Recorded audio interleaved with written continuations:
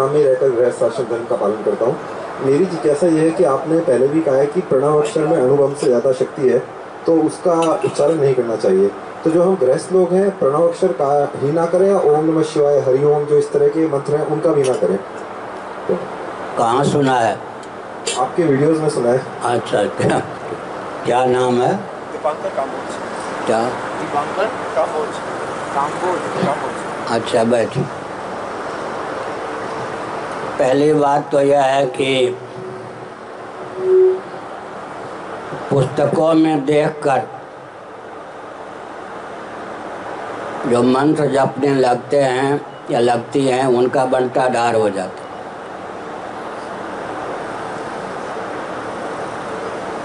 ध्यान गया? जितनी दवाएं हैं चिकित्सक के यहाँ, डॉक्टर के यहाँ या दवा विक्रेता के यहाँ, सब विष हैं, सब अमृत हैं। जो दवा है वो मारक भी है, तारक भी है। उचित मात्रा में उचित अधिकारी को उचित ढंग से दवा सेवन करने का योग सदे तो रोग का निवारण होता है, नहीं तो हर दवा विष भी है। तो मंत्र की पहली महिमा यह है कि गुरुमुख से ही प्राप्त होना चाहिए।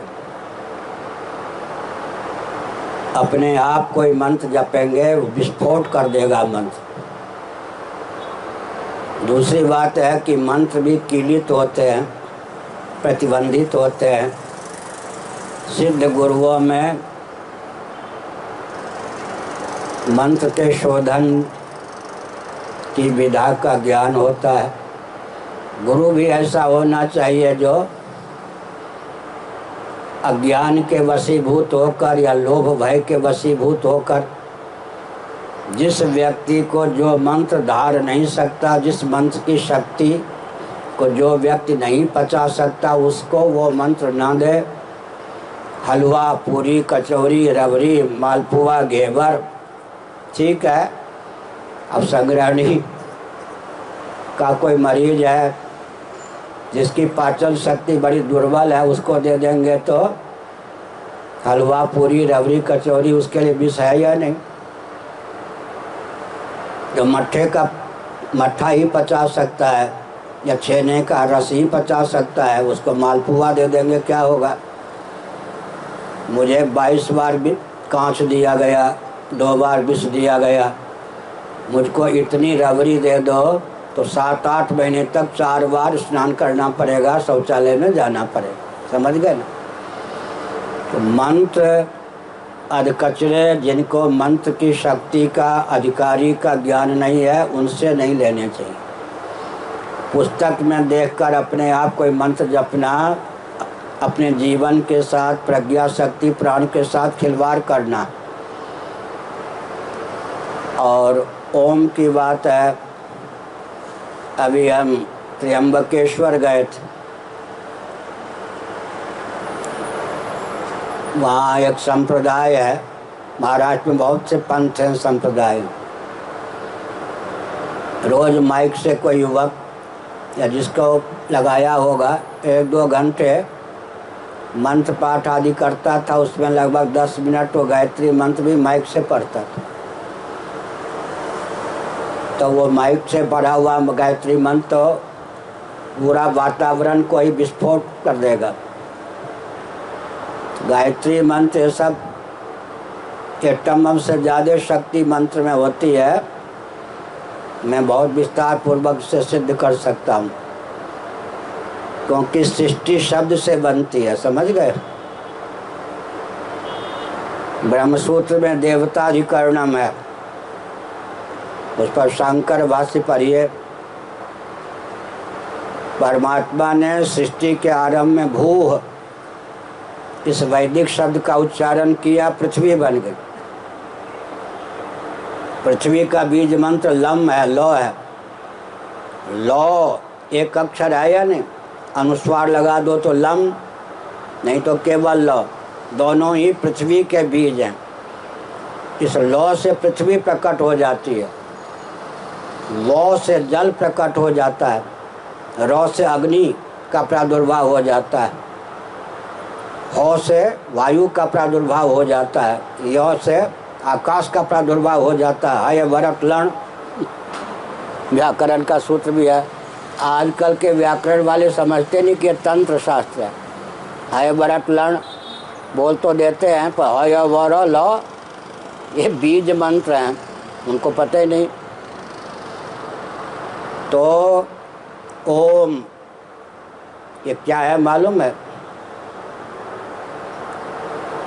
दूध देखा है, पिया भी होगा, दही से परिचित है, मक्खन से परिचित है,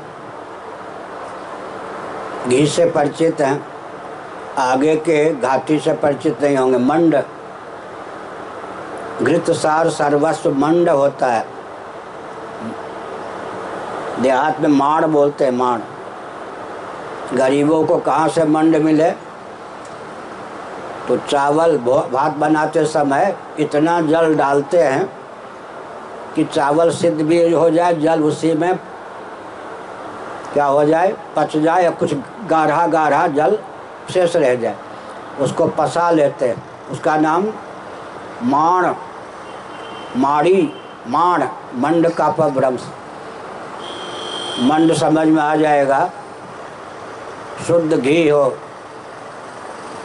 पहले घानी में 5-7 पूरी छानिए, उसमें घृतसार मंड आ जाता। दूसरी घानी में जो छानेंगे, राज दरबार में ऐसे होता था, पहली घानी की पूरी राजा और रानी दूसरे घानी में जो पूरी निकलती थी वो मंत्री, फिर तीसरे में, चौथे में। पहली बार जो पूरी छानते हैं उसमें घृत का सार आ जाता है, उसमें जो स्वाद होता है, शक्ति होती है, वो दूसरे में नहीं, तीसरे में नहीं। तो घृत सार सर्वस्व मंड है। मंड भी 7-8 घाटी को पार कर जाए तो क्षीर सिंधु से क्या निकला? अमृत। मंड सार सार सार सार सार सार सर्वस्व का नाम है अमृत। अब अंग्रेजी पढ़े लिखे व्यक्ति से कहिए कि तुम घृत की अंग्रेजी बताओ, अंग्रेजी में घी का अनुवाद करो, कर सकता है? मक्खन का अनुवाद कर देगा बटर, घी का अनुवाद कर सकता है कोई अंग्रेजी में? माने उनको मक्खन तक बनाने की विधा का ज्ञान था, घी बनाना वो लोग जानते नहीं। हुआ या नहीं? हमारे यहाँ घृत सार सर्वस्व मंड, मंड भी 7-8 कक्षा को प्राप्त कर ले, पार कर जाए, तब अमृत की प्राप्ति होती। क्षीर सिंधु के मंथन से उसकी अभिव्यक्ति हुई। ठीक है, तो मैंने यह रूपक क्यों दिया? वेदों का सार है गायत्री मंत्र, उसकी शक्ति को पचाना सबके बस की बात नहीं है। ये जो विधि है, निषेध है, कौन जपे कौन न जपे, ये राग मूलक नहीं है, द्वेष मूलक नहीं है, कोरी भावुकता मूलक नहीं है, अविवेक मूलक नहीं है। जैसा प्रश्न कर दिया जाता है शादी सभा में, अनारी ढंग से उत्तर दूं तो रोज़ ही मेरे ऊपर केस चले, रोज़ ही जेल में जाना पड़े, लेकिन मेरा खंडन होता ही नहीं कहीं। जैसे बिजली के जो जानकार होते हैं, मैकेनिक, वो जो विधि निषेध, गुड कंडक्ट, बैड कंडक्ट आदि की बात करते हैं, वो न राग मूलक है, न द्वेष मूलक है, और न कोरी भावुकता है, न अविवेक मूलक है। प्रयोक्ता लाभान्वित हो, हानि से बच सके। जब घुटनों में दर्द नहीं था, अब कंप्यूटर पर लिखना प्रारंभ नहीं किया था, बाग में घूम रहा था पुरी में, बहुत से वृक्ष लगाए थे उन दिनों। एक कोई किसी प्रांत का व्यक्ति, कृषि विभाग का जानकार आ गया। उसने कहा, स्वामी जी, इन वृक्षों को छुआछूत बहुत लगते हैं, इसलिए इनको छुआछूत से बचाना। समझ गए? इस विज्ञान वाले जानते हैं वृक्षों को छुआछूत बहुत लगते, पौध को भी। तो हमने एक संकेत किया, तो हमने संकेत क्या किया? वेदों का सार क्या है? गायत्री मंत्र का सार क्या है? महावाक्य, तत्वमसि आदि। महावाक्य का सार भी है ओम। ओम इत्येकाक्षरम ब्रह्म। सेंट जानते? सेंट इत्र। इतने गुलाब से कितने बूंद इत्र निकालेंगे? गुलाब इतने और इत्र 10 बूंद मुश्किल से। तो ओम जो है उसी के गर्भ से सारा वेद प्रकट होता है। वेदों का बीज है। सर्वे वेदा यत्पद मामनन्ति। उसकी शक्ति को पचाने की क्षमता हर व्यक्ति में नहीं होती, और हर दशा में अगर जो अधिकृत व्यक्ति है वो भी हर दशा में ओम ओम जपे तो विस्फोट हो जाएगा। उसके लिए पात्रता, देश काल परिस्थिति। इसलिए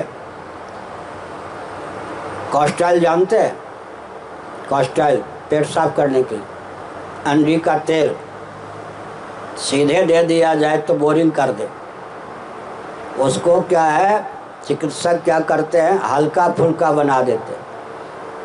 ऐसे ही ओम जो बहुत गरिष्ठ है, हर व्यक्ति में उसकी शक्ति को पचाने की क्षमता नहीं है। उसके लिए क्लीम ऐम ह्रीम सूत संहिता का अध्ययन कीजिए, उपनिषदों का अध्ययन कीजिए। इन सब को भी प्रणव ही कहा गया। ये सब क्या है? प्रणव हैं, ओम हैं। ऐं ह्रीं क्लीं ये सब बीज मंत्र प्रणव के क्या हैं? प्रतीक हैं।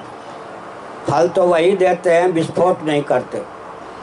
तो हमने बताया कि मंत्र में अद्भुत शक्ति होती है। मंत्र से खिलवाड़ करना, डॉक्टरों और वैद्यों के मारे हुए मरीज भारत में हजारों हैं या नहीं? गुरुओं के मंत्रों के मारे हुए साधक हजारों घूम रहे या नहीं? पागल हो कंगाल बना देते हैं। निवृत्ति मार्ग पर चलने के लिए जो मंत्र है प्रवृत्ति वाला जपे, जिस काम में हाथ देगा उसी में। संकेत समझ गए? एक प्रश्न और, अधिक से अधिक 2 कहो जी कहो।